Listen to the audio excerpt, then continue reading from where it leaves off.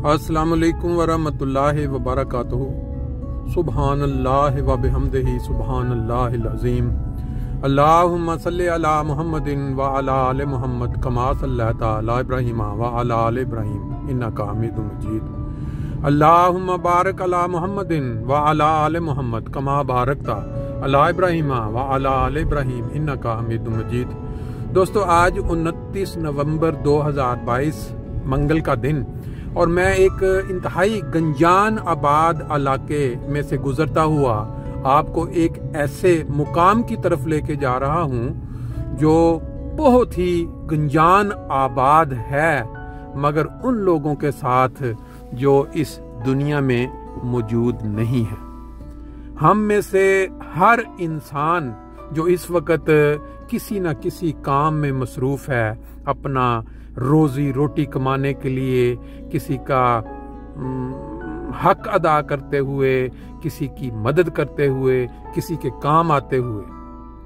हम में से हर इंसान जो इस वक्त ये वीडियो देख रहा है या सुन रहा है, वो जानता है कि एक दिन उसने उस मुकाम पे पहुंचना है जहां मैं इस वक्त आपको लेके जा रहा हूं। मगर आज का इंसान इतना ज्यादा बेहिस हो चुका है कि दूसरों के जज्बात का ख्याल रखना, दूसरों के जो हकूक हैं उनका ख्याल रखना उनके लिए बिल्कुल कोई मानी नहीं रखता। अगर आप अपने इर्द गिर्द जायजा लें, ये देखें इस साइड पे एक मार्केट लगने जा रही है क्योंकि इनका क्रिसमस आ रहा है, तो इसलिए यहाँ ये वो वाले जो दरख्त इनके खूबसूरत जो क्रिसमस पे ये अपने अपने घरों में लगाते हैं, फिर उनके ऊपर वो फूल, वो छोटे छोटे वो रेड कलर के जो क्या उसको कहते हैं हम, लाइट नुमा चीजें वो लटकाते हैं। ये इनका कल्चर है। क्रिश्चियन लोग जो हैं, इनकी ईद जैसे हमारी ईद होती है। लेकिन जो बात मैं आपसे कर रहा हूं, हर इंसान सुनने के बाद यही कहता है कि यार ये बंदा हमें हर वक्त कब्रिस्तान ही दिखाता रहता है, ये बंदा हमें हर वक्त ऐसी बातें सुनाता रहता है। मुझे अक्सर जो लोग मिलते हैं, लेकिन सबसे बड़ी हकीकत जो इस दुनिया की है ना, वो यही है कि हर बंदे ने, हर इंसान ने एक दिन इस दुनिया से जाना है। मुझे तो समझ नहीं लगती कि हम अपने मुल्क का अगर जायजा लें, ये जो हमारे बड़े बड़े लीडरान हैं पिछले 20-30 सालों से, जिन्होंने बारियां आपस में बांटी हुई हैं हुकूमत करने की, अगर उनके ऊपर थोड़ा सा गौर करें तो लगता है उन्होंने इस मुकाम को जिधर हम इस वक्त जा रहे हैं मुकम्मल तौर पर बुला दिया है। उनको यकीन ही नहीं है कि उन्होंने एक दिन मन मट्टी के नीचे जाना है। और वो लोग जो दूसरों का हक मारते हैं, इस दुनिया में कोई इंसान शायद परफेक्ट ना हो। हर इंसान के अंदर खामियां पाई जाती हैं, कमजोरियां पाई जाती हैं। अगर आप जायजा लें अपना और अपने इर्द गिर्द, मैं भी लेता हूं कि क्या क्या खामियां और क्या क्या कमजोरियां हमारे अंदर जो पाई जाती हैं, अगर हम उसको कंपैरिजन करें दूसरे लोगों के साथ, तो इंसान समझता है कि मेरे से ज्यादा कमजोर इंसान इस दुनिया में कोई नहीं है मेरे। लेकिन उसको रियलाइज करना, उसको महसूस करना और फिर उसके साथ बेहतरी की तरफ कदम बढ़ाना, ये बहुत कम लोग करते हैं। ये मशीन जो आप देख रहे हैं, ये सुबह सुबह वो जिसके ऊपर ट्रेन की जो पटड़ी होती है ना, उसकी ये सफाई कर रही है आराम के। अगर आप इसको गौर करें नीचे, तो इसके लोहे के वो मेटल नुमा पहिए हैं, वो जो पटड़ी है ये देखें, ये वहाँ पीछे से ट्रेन भी, ये इस जगह पे ट्रेन जो आती है, इनका इधर उन्होंने हब सब बनाया हुआ है सफाई। तो ये कभी कभी ये लेके सुबह सुबह, क्योंकि सुबह 10:30 का टाइम है इस वक्त, और फ्रैंकफर्ट के अंदर जिस इलाके में से मैं गुजर रहा हूँ, ये एक्कनहाइमर लैंड स्ट्रीट है और यहाँ ये गंजान आबाद इलाका है। और यहाँ पे फ्रैंकफर्ट का जो सबसे बड़ा कब्रिस्तान है, बल्कि ये अगर इसको मेरा ख्याल मवाजना किया जाए रकबे के लिहाज से, तो शायद जर्मनी का दूसरा बड़ा तरीन कब्रिस्तान है। अगर उनको बड़े शहरों के लिहाज से, अमेरिका मेरे ख्याल इससे बड़ा है। तो ये सुबह का जो रश होता है काम का, उसके अंदर मुझे आज एक ऐसी तदफीन में शामिल होने के लिए मौका मिल रहा है जो ये जो शख्स था, ये हमारा हमसाया पिछले 20 साल से। हम जिस जगह रहाइश पजीर, हमारा एक दरवाज़ा छोड़ के दूसरा, और इसको कई दफ़ा अगर मैं नहीं, मेरा ख्याल 2 दफ़ा मुझे मौका मिला कि मैं इसको अपने साथ, जब मैंने दावत दी कि आओ आपको मस्जिद में लेके चलते हैं, मस्जिद दिखाते हैं, वहाँ एक कुरान पाक की एग्जीबिशन है। और ये तो बड़े खुले दिल के साथ ये शख्स, ये रशियन थे जो यहाँ जर्मनी में आके आबाद हुए हैं। बाद में जब रशिया वालों ने, जर्मन वालों ने अपने उन रशियन लोगों के लिए वीज़ा खोला जो जंग के बाद वहाँ रह गए थे, तो उनकी औलादें जिन्होंने प्रूफ किया, तो उनमें से ये भी स्पेट आउटसीडलर या स्पेट इनको कहते हैं। तो ये जो सामने अब आप गाड़ियाँ देख रहे हैं, इसकी बैक साइड पे कब्रिस्तान है। यहाँ से ये शुरू हो जाता है, वहाँ बहुत लंबे बड़े एरिया तक ये चलता है। तो मैं आपको आज उस शख्स की जो तकरीब होती है यहाँ इन क्रिश्चियन लोगों में, किस तरह ये दुआएं पहले करते हैं चर्च के अंदर, वो जो उनकी रूम सा एक बना होता है जहाँ उन्होंने मेरा ख्याल है कि मुझे पहले पार्किंग के लिए जगह जो है ना, यहाँ ये सबसे बड़ा मसला होता है बड़े शहरों में कि आपको पार्किंग मिल जाना। तो अभी मैं इसके लिए कोशिश करता हूँ और फिर इंशाल्लाह आगे बात चलती है। ले जी, वो मुकाम जो मैं आपको बता रहा था, ये फ्रैंकफर्ट के अंदर जो हाउप्टफ्रीडहोफ है, ये इसकी मेन एंट्रेंस है। ये बाहर नॉर्मल गाड़ियों की पार्किंग है और ये सारा इसके ऊपर टाइमिंग्स वगैरह भी लिखे होते हैं जब भी आप कहीं जाते हैं।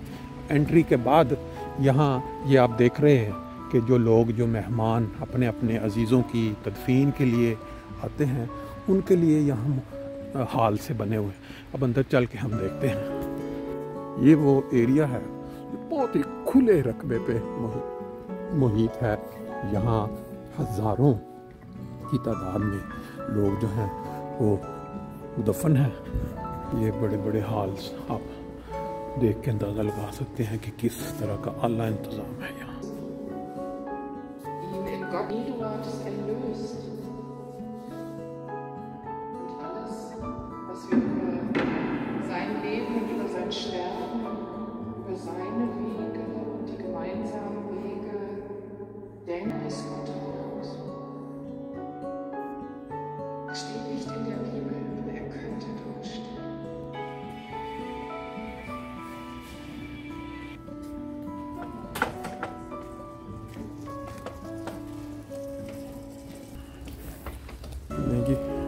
ये है वो जिंदगी का सफर।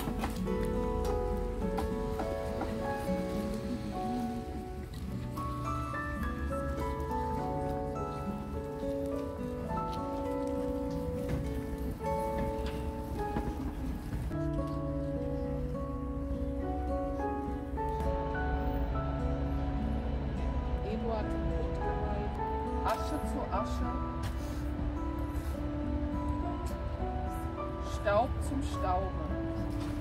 Auch es steht und lebt fort über jeden Tag einer Trauerfeier hinaus. Im Namen Gottes des Vaters und des Sohnes und des Heiligen Geistes. Amen.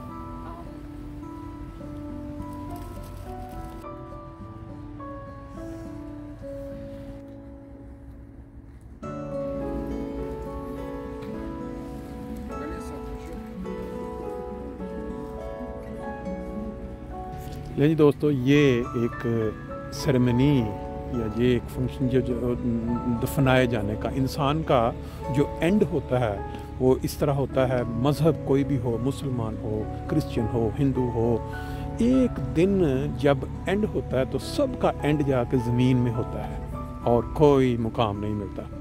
तो ये कब्रिस्तान जो फ्रैंकफर्ट के अंदर मेन, जिसको हाउप्टफ्रीडहोफ, बहुत बड़ा एरिया पे अभी हल्की हल्की बारिश हो रही है, जिसकी वजह से चक्कर लगाना तो मुश्किल है।